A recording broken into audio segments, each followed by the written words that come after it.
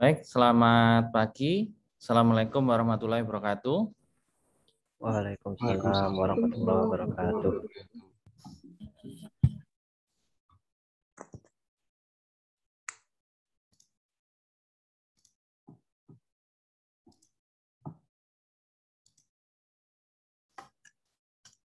Ya, sudah terlihat layar saya?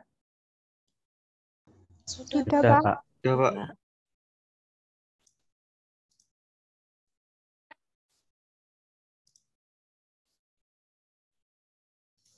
Ya. Jadi hari ini kita akan membahas tentang teknik program.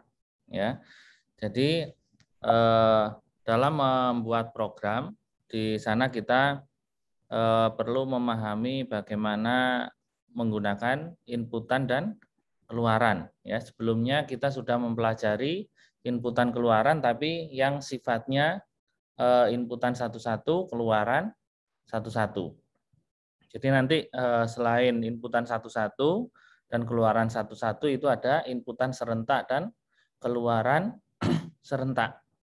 Kemudian kita juga perlu memahami bagaimana menggunakan teknik pencacah. Ya, jadi sebelumnya kita sudah menggunakan teknik pencacah dalam perulangan. Ya, misalnya I++, nah itu merupakan pencacah atau dalam bahasa Inggris disebut sebagai counter, penghitung. Kemudian yang ketiga nanti kita akan mempelajari bagaimana menggunakan teknik akumulator. Ya.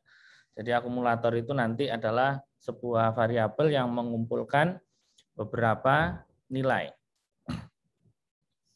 Untuk inputan dan keluaran, ya, seperti yang sudah kita lakukan sebelumnya. Jadi di komputer itu pada dasarnya pertama program itu membaca inputan. Ya, inputan itu bisa dari keyboard atau dari sebuah file. Setelah itu dari inputan diproses, ya, untuk mendapatkan hasil keluaran seperti yang diharapkan. Ya. Yang terakhir yaitu keluaran. Ya, keluaran itu bisa dicetak, ya, dicetak di layar atau disimpan dalam sebuah media. Ya, misalnya media file. Nah, ini adalah yang biasanya kita lakukan. Ya, jadi di sana ada start, kemudian ada input. Ya, kalau di Java menggunakan scanner. Setelah itu proses. Kalau sudah dicetak, ya.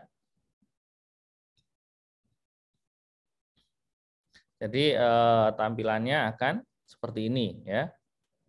Jadi diinputkan untuk bilangan yang dihitung kuadratnya, ya. Untuk keluar dari program main 1, ya. Jadi di sini sepanjang inputannya bukan main 1, dia akan meminta inputan lagi, ya. Misalnya saya inputkan 2, setelah itu dihitung kuadrat 2 sama dengan 4, cetak 4. 2 kan tidak sama dengan min 1, berarti dia akan meminta inputan lagi dan seterusnya. Ya. Kalau diisikan min 1, dia akan keluar.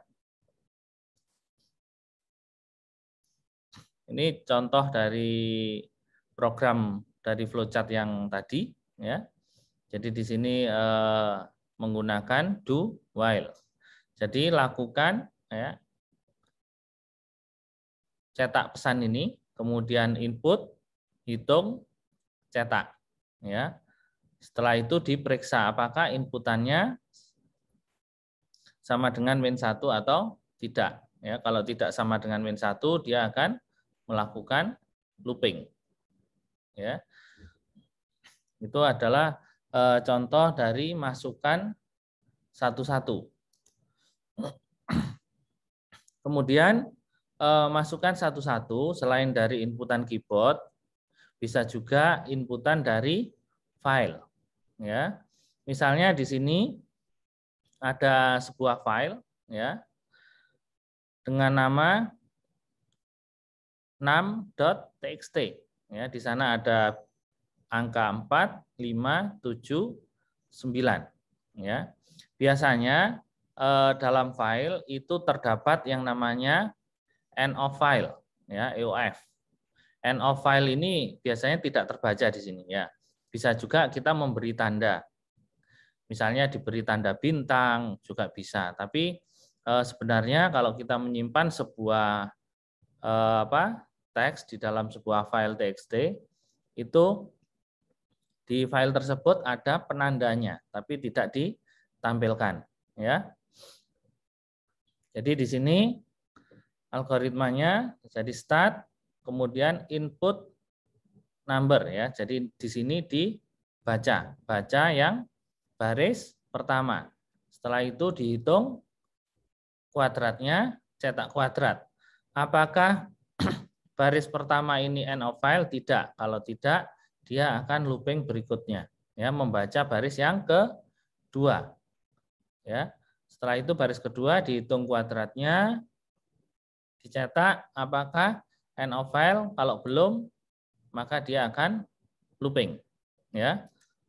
Ini adalah contoh masukkan satu-satu dari sebuah file. Jadi di sini kita menggunakan library baru dengan nama file reader ya. File reader ini fungsinya untuk membaca file. Kemudian di sini kita cetak pesan dulu untuk ke user ya. Jadi judulnya program untuk menghitung hasil kuadrat. Kemudian string nama file 6.txt. Jadi file 6.txt ini harus jadi satu folder dengan file source code-nya ya. Jadi pastikan nanti kalau mencoba 6.txt ini jadi satu file. Ya. Setelah itu di sini mungkin kalian baru pertama mengenal try and catch ya, tapi nanti di pertemuan berikutnya akan saya jelaskan ini sebenarnya untuk penanganan untuk try and catch untuk penanganan error. Jadi di sini dicoba dulu blok yang sini. Kalau nggak berhasil, maka dia akan menangkap errornya. Kenapa kita menggunakan try and catch? Agar tidak programnya tidak crash ya. Jadi kalau sebenarnya tanpa try and catch juga bisa. Tapi nanti ketika filenya tidak ketemu, maka programnya akan crash ya. Jadi di sini hasil pembacaan file tadi akan disimpan di in ya. Jadi di sini kita membaca file ya menggunakan file reader. Bentar.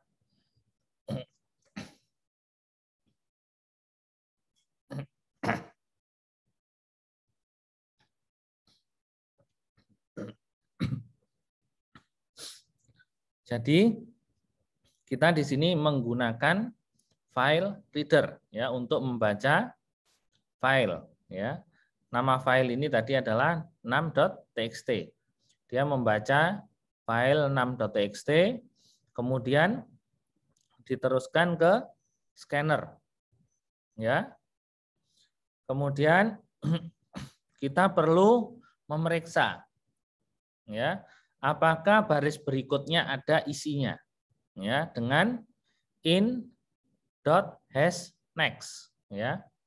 Jadi misalnya ini 4, kalau diperiksa dengan in hashNext 4 ini setelahnya mempunyai 5. Berarti nanti ini hasilnya true ya. Misalnya 5 hashNext hasilnya true karena ada 7. 7 dicek hashNext karena ada 9. 9 dicek hashNext karena nggak ada apa-apa, maka di sini nanti hasilnya false. Ya, kemudian di sini akan membaca baris ya dalam file. Ya. Jadi in next line. Ya. Jadi next line itu pertama kan membaca awal, kemudian next line itu 4, ya, next line berikutnya 5 dan seterusnya. Ya. Kemudian karena yang di dalam teks itu berupa string, ya, yang dibaca itu nanti disimpan dalam sebuah string, maka kita perlu mengkonversi, ya, string tersebut ke dalam integer, yaitu menggunakan parse in. Ya. Jadi parse in ini untuk mengkonversi sebuah string menjadi integer, kemudian disimpan di 6. Kemudian kita hitung hasil kuadratnya disimpan dalam variabel kuadrat. Ya, setelah itu dicetak. Nah, kalau sudah selesai dia akan ngecek lagi baris berikutnya. Kalau ada, ya, jadi kalau ada misalnya 5, maka dia akan melakukan hal yang sama sampai dia tidak menemukan baris lagi. Ya, itu untuk masukkan satu-satu dari file. Mungkin ada yang ditanyakan?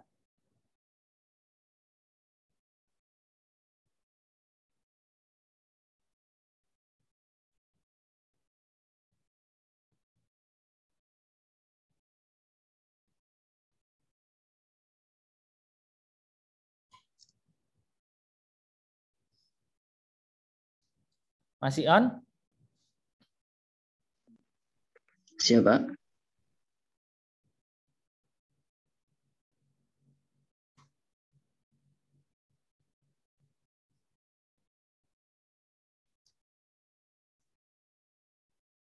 Paham ya?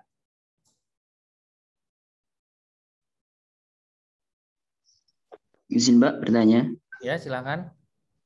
Untuk integer parse in itu, untuk line itu, Ya. dari stringnya ke integer itu maksudnya dari file string itu maksudnya.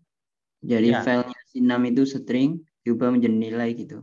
Ya, jadi nilai 4 ini kan dibaca. Ya. Ya, nilai 4 ini dibaca tapi dia sebagai string. Ya, kalau string kan nggak bisa dikalikan kan? Ya, Pak. String tidak bisa kita lakukan operasi aritmatika. Jadi harus kita konversi menjadi integer.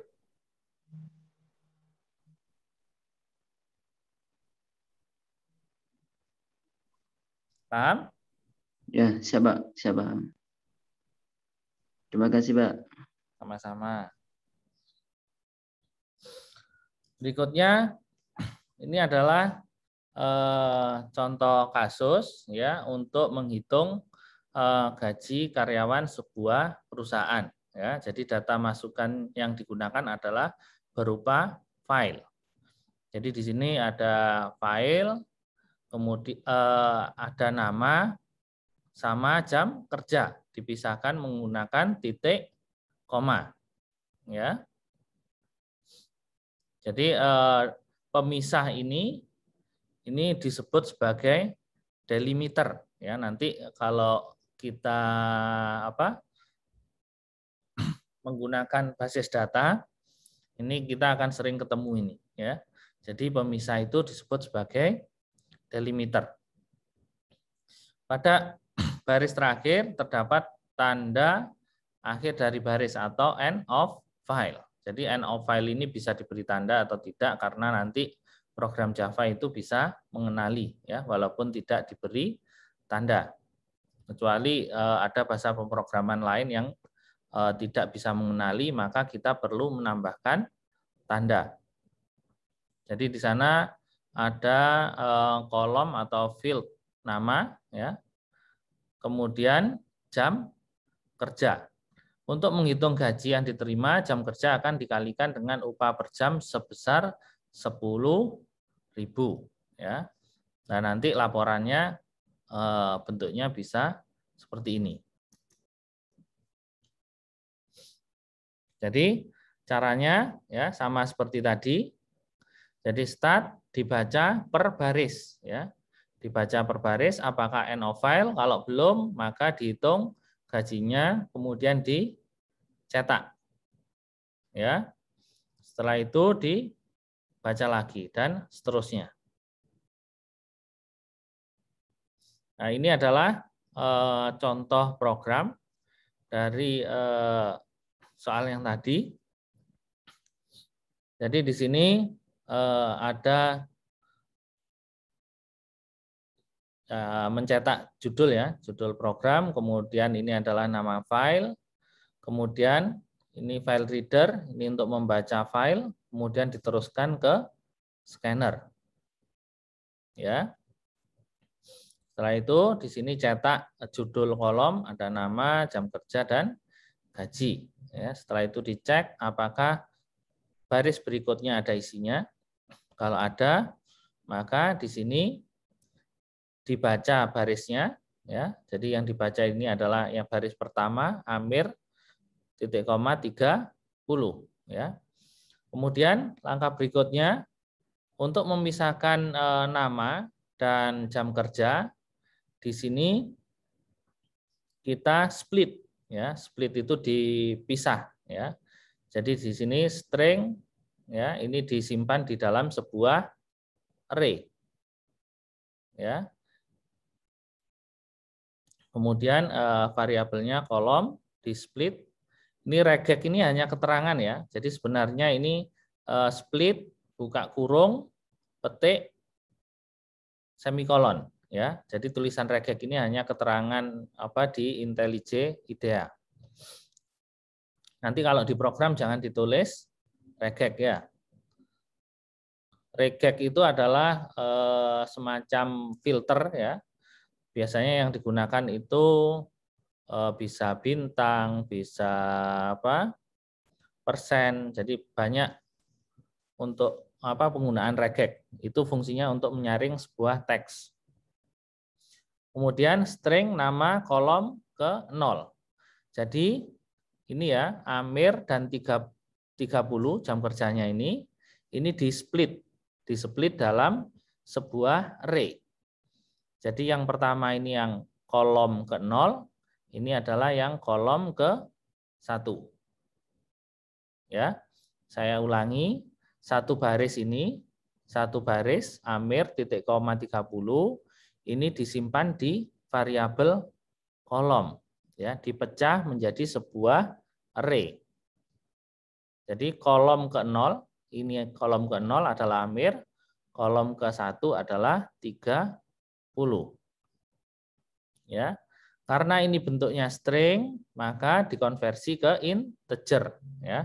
Kemudian saya simpan ke jam kerja. Setelah itu di sini dikalikan jam kerja dengan gaji per jamnya. Ya, setelah itu dicetak. Ya. Kemudian akan dicek baris berikutnya, ya, kalau ada dihitung dengan cara yang sama. Nanti outputnya seperti ini.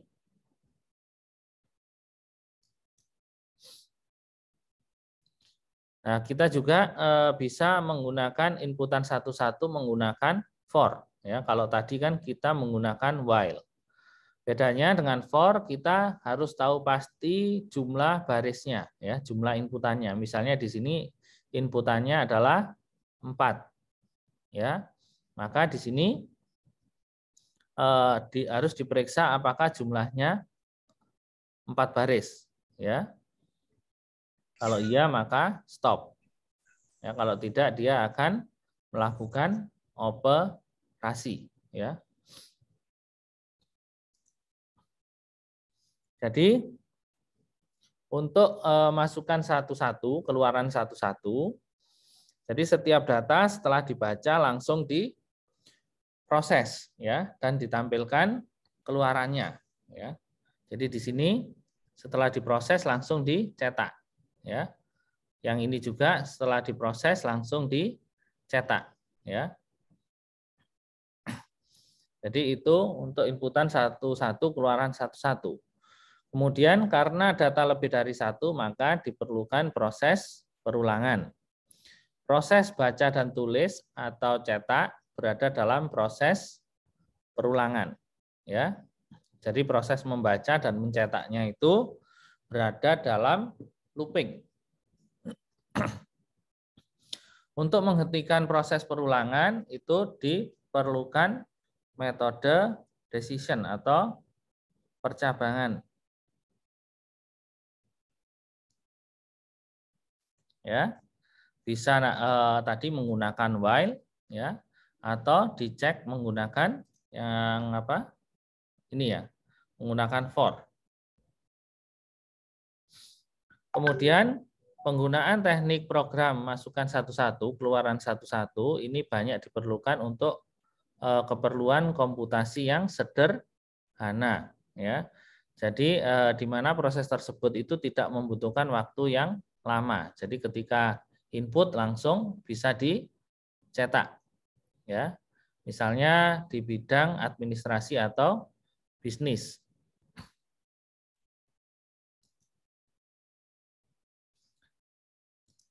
Ya, sebelum saya lanjutkan ke inputan serentak, ada yang ditanyakan untuk masukkan satu-satu, keluaran satu-satu.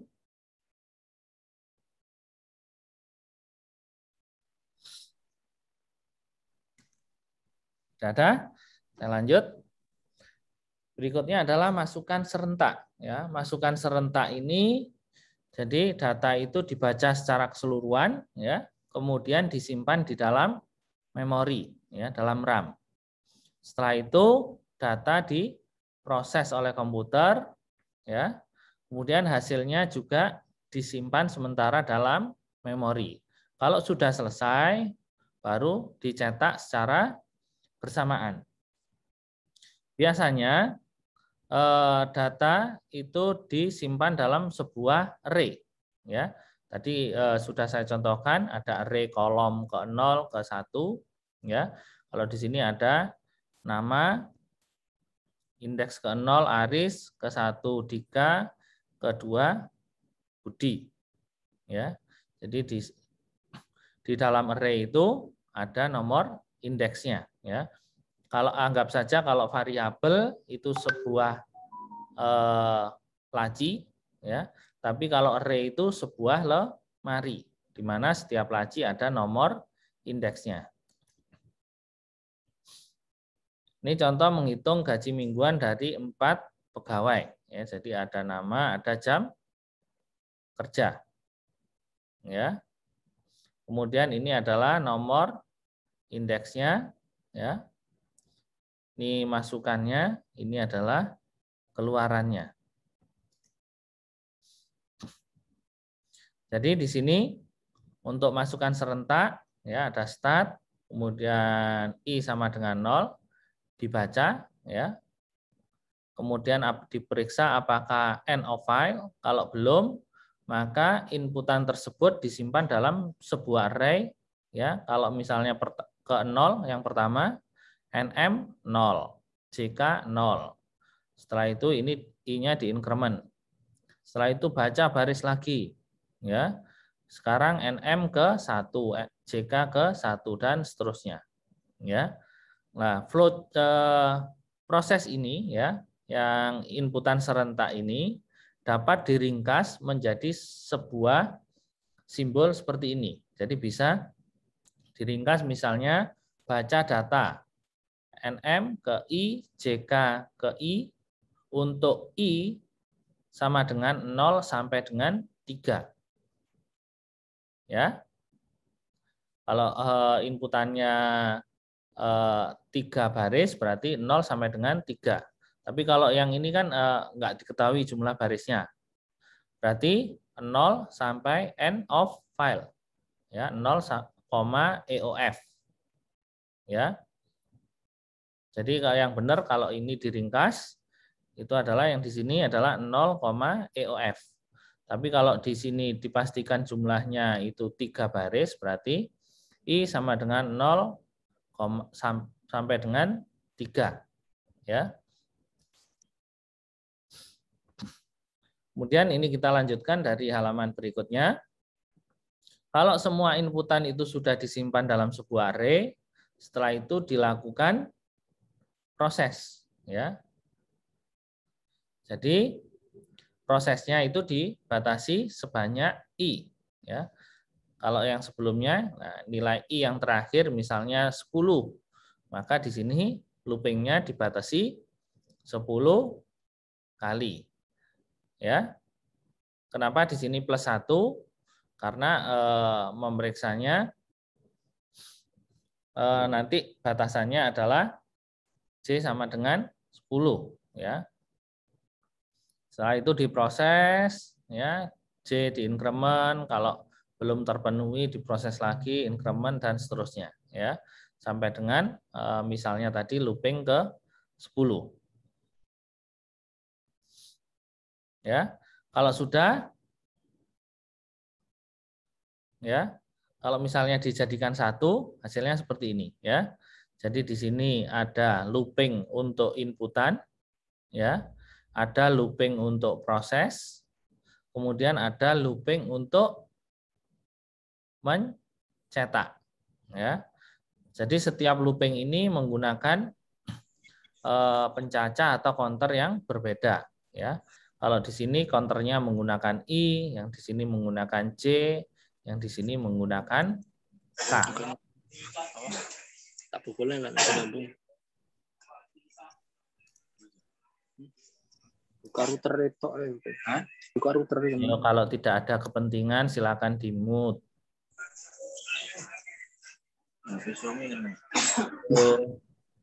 Kalau tidak ada kepentingan silakan di-mute.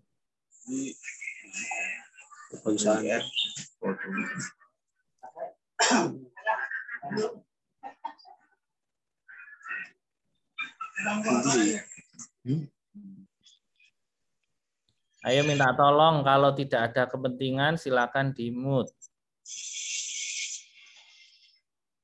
Zahir Zakaria, Zahir Zakaria, bisa dengar?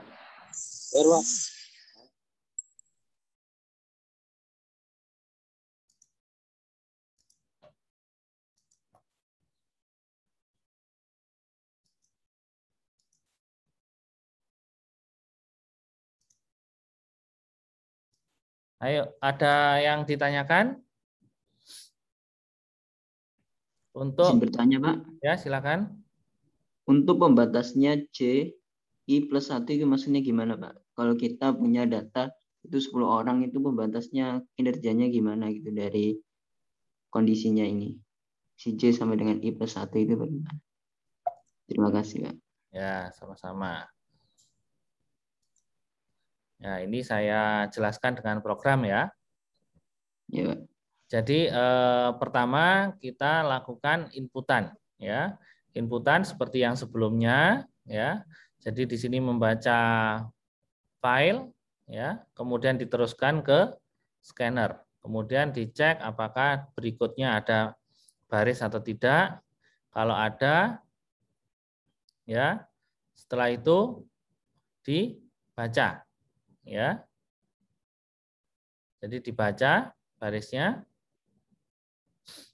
Kemudian kita inkremen ya. Jadi nanti ada indeksnya menggunakan N. Oh sorry, tadi ini masih menyimpan file. Yang ini disimpan di indeks. Berikutnya dari apa yang sudah disimpan di scanner tadi ya. Namanya kita simpan di string di array nama. Ya. Kemudian untuk tadi jenis jam kerja ya. Jam kerja ini kita simpan di JK, kemudian gaji disimpan di array gaji. Ya, untuk nama ini tipenya string, jam kerja integer, gaji juga integer. Ya. Pertama kita split ya, karena tadi dalam satu baris itu ada beberapa data. kita split ya, disimpan menjadi sebuah kolom ya. Untuk nama itu kolom ke-1, untuk jam kerja adalah kolom ke-1 ya. Sorry. Untuk nama kolom ke-0, untuk jam kerja ya kolom ke-1 ya. Jadi sini perhatikan ini menggunakan indeks I ya. Dimulai dari nama ke-0, kemudian nanti nama ke-1, nama ke-2, nama ke-3 dan seterusnya sesuai dengan jumlah baris. Begitu juga untuk jam kerja. Ya. Berikutnya kalau itu sudah selesai ya, ini inputannya semuanya sudah disimpan di nama dan jam kerja. Setelah itu di looping. Ya. Di sini di looping untuk J ya. J sama dengan 0 dan J kurang dari I. Ya. Kemudian dilakukan perhitungan. Nah, ya. Jadi kalau di sini misalnya dia ada 10 inputan, ya. Ada 10 inputan berarti I-nya namanya mulai dari nama ke-0 sampai nama ke-9. Ya apa tidak? Kalau ada 10 inputan, ya ada 10 baris, maka di sini nanti array nama ini dimulai dari nama ke-0 sampai dengan nama ke-9. Ya. Ketika sudah 9, kemudian I++, berarti I-nya sekarang nilainya berapa? Nilainya 10, Pak. 10, ya.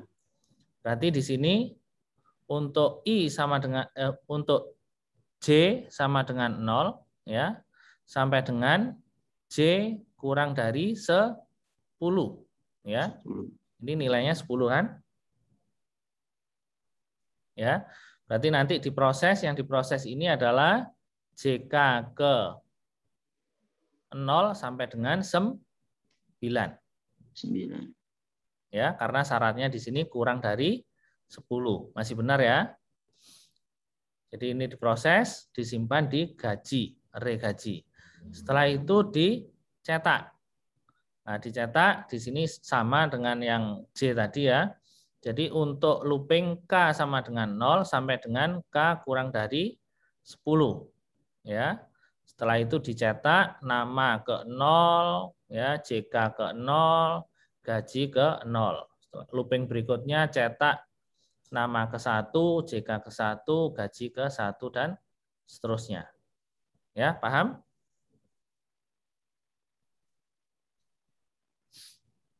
Ya, Pak. Sedikit paham. Ya, nanti sambil dicoba ya, untuk lebih memahami.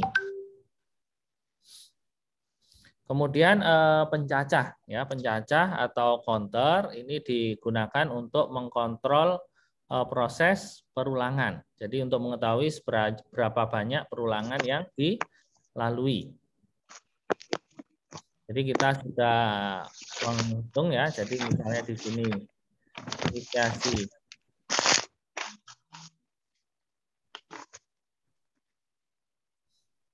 Jadi inisiasi sama dengan 0, kemudian dievaluasi apakah N kurang dari 3, kemudian proses ya di increment. Ya. Jadi di sini pencacah atau counternya itu adalah N. Kemudian ada pencacah kondisi khusus. Ya. Minta tolong di mute ya. Tadi kalau pencacahnya ini tidak ada kondisi khusus, hanya ditambah dengan 1 saja. Tapi ada jenis pencacah yang memiliki kondisi khusus. Ya. Jadi di sini misalnya buatlah diagram alir untuk memisahkan, menghitung banyaknya ya dan jumlah bilangan ganjil. Ya, yang pertama. Kemudian yang kedua memisahkan, menghitung banyaknya dan jumlah bilangan genap. Jadi di sini ada pencacah jumlah ganjil dan jumlah genap. Ya, kemudian baca inputan, dicek apakah end of file. Kalau belum, kalau ini sepertinya salah ya. Jadi iyanya harusnya di sini, tidaknya di sini ya. Apakah end of file? Kalau belum, di modulus ya. Apakah dia bilangan ganjil atau genap? Kalau hasilnya 0 berarti bilangan genap. Kalau ganjil bilangan, kalau tidak sama dengan 0 maka bilangan ganjil. Ya. Jadi di sini dilakukan increment jumlah genap. Kemudian kalau ganjil dilakukan increment bilangan ganjil. Ya. Setelah itu looping lagi dan seterusnya. Kalau sudah end of file maka baru dicetak jumlah bilangan ganjil. Ya, jadi di sini ada counter jumlah genap, ada counter jumlah ganjil. Ya, jadi ini beda dengan yang ini ya. Jadi di sini tidak ada kondisi khusus untuk counternya, dia selalu menambah 1. Tapi kalau yang di sini counternya ada kondisinya. Ya, jika memenuhi kondisi ini, lakukan counter ini. Ya, dan seterusnya. Ini ya tidaknya juga kebalik ya. Jadi ini seharusnya kalau sama dengan 0, iya, ya, jumlah genap. Kalau tidak, maka jumlah ganjil. Ya, ini kebalik. Sama juga yang ini kebalik. Berikutnya adalah akumulator.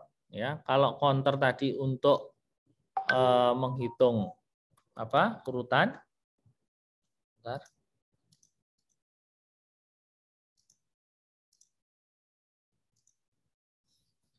Kalau counter tadi untuk menghitung urutan, yang ini untuk menghitung sekumpulan, ya.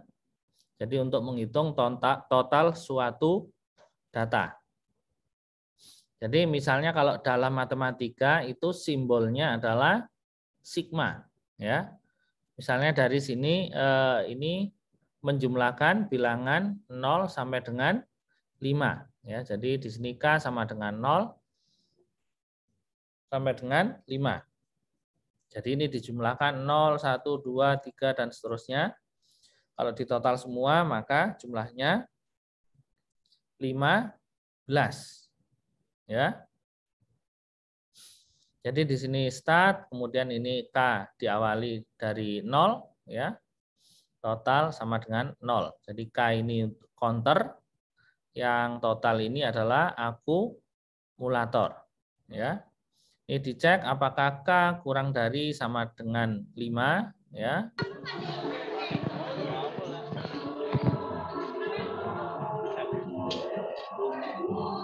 Nah, tolong di-mute ya.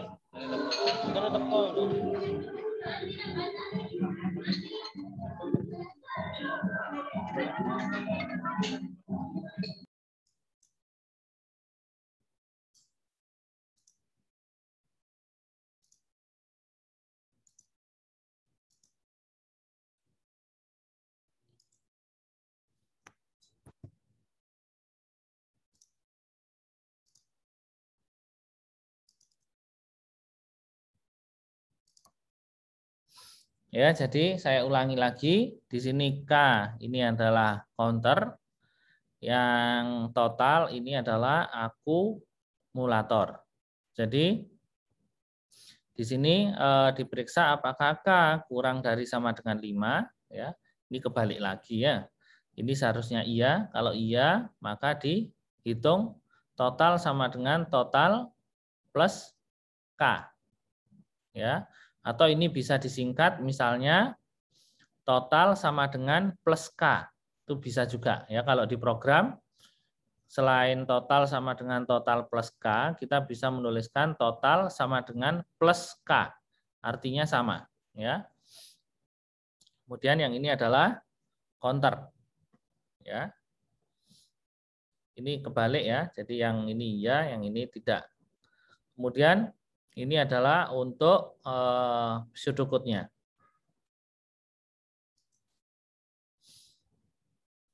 Ini contoh akumulator lagi ya.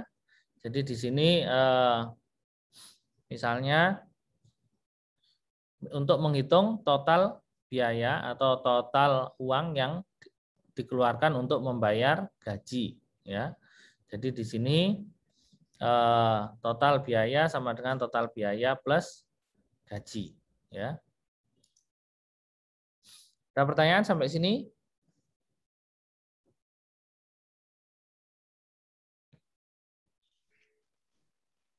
Izin Mbak bertanya. Ya, silakan.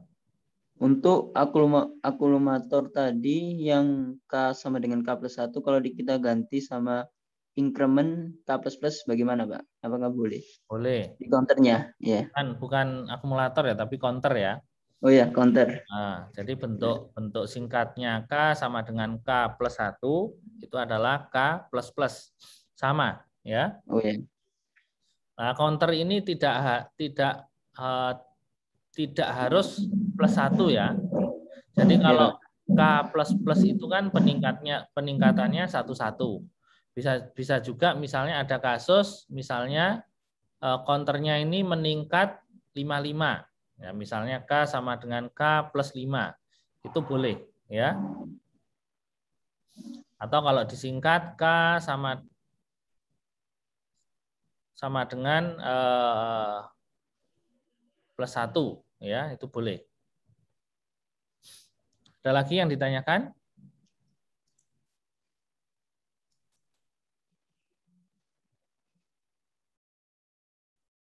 Jadi nanti praktikumnya silakan dicoba yang latihan-latihan yang sudah saya jelaskan tadi, itu dicoba, kemudian nanti silakan dikerjakan latihan soal. Ya, yang pertama ini untuk menghitung atau menentukan jenis segitiga. Ya, jadi di sini ada syaratnya. Segitiga itu tumpul bila kuadrat sisi terpanjang lebih dari jumlah kuadrat kedua sisi lainnya, ya, plus tinggi, ya. Jadi ini contohnya bila kuadrat sisi terpanjang, misalnya sisi A ini adalah sisi terpanjang, ini dikuadratkan, dicek apakah lebih besar dari jumlah kuadrat sisi keduanya. Berarti sisi B ya dikuadratkan, sisi C dikuadratkan, dijumlahkan ya. Nanti plus tinggi ya. Kalau lebih besar berarti dia tumpul dan seterusnya ya. Jadi nanti untuk inputannya itu ada 10 pasang data ya, yang masing-masing berada dalam satu kartu. Ini yang dimaksud satu kartu ini satu file ya, dalam satu file. Satu file data yang terdiri dari nilai-nilai A, B, C ya, ini ya, sisi A, B, C dan tinggi. Nah, outputnya nanti silakan dibuat seperti ini ya. Kemudian nanti dari situ silakan dibuatkan inputan ya, untuk inputan satu-satu dan keluaran satu-satu. Setelah itu buat inputan serentak dan keluaran serentak ya. Jadi itu untuk praktikumnya. Ada yang tanyakan? Jadi file praktikum tidak ada di file yang lain ya. Jadi cukup menggunakan slide ini. Izin bertanya, Pak. Ya. Nanti untuk ukuran sisi-sisinya setiap segitiga tadi mulai tumpul dan lain-lainnya itu kita input sendiri atau? Ya, diinput sendiri ya. Udah dicoba sendiri, Pak ya? Ya. Kita isi berapa gitu ya. Inputannya silakan ditentukan sendiri. Pastinya kalian bisa menentukan apakah itu tumpul atau siku-siku atau lancip Ya, sudah tahu kan? Ya. Ya, ada lagi?